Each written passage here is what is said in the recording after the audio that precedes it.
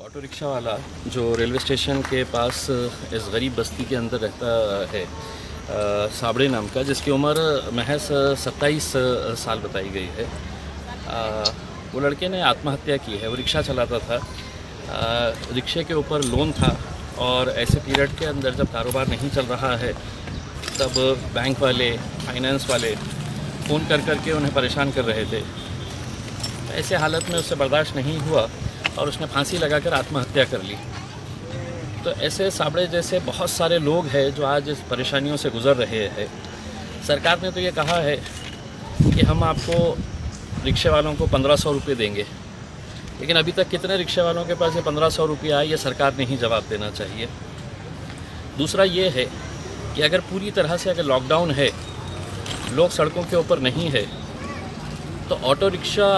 अगर बाहर निकल भी रहे हैं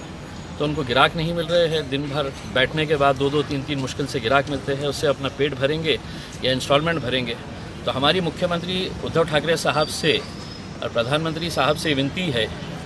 कि टीवी के ऊपर आते वक्त इन गरीबों के बारे में भी फिक्र करें, क्योंकि ऐसे नौजवान लड़कों की अगर मौत हो रही है, वो अपनी जान दे रहे हैं,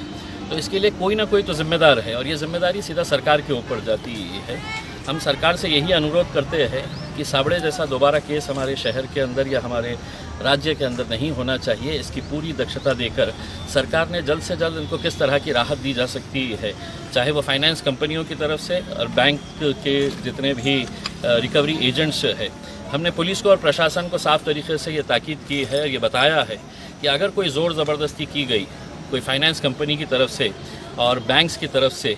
क्योंकि इस पीरियड के अंदर लोगों को पैसा देने के लिए है ही नहीं,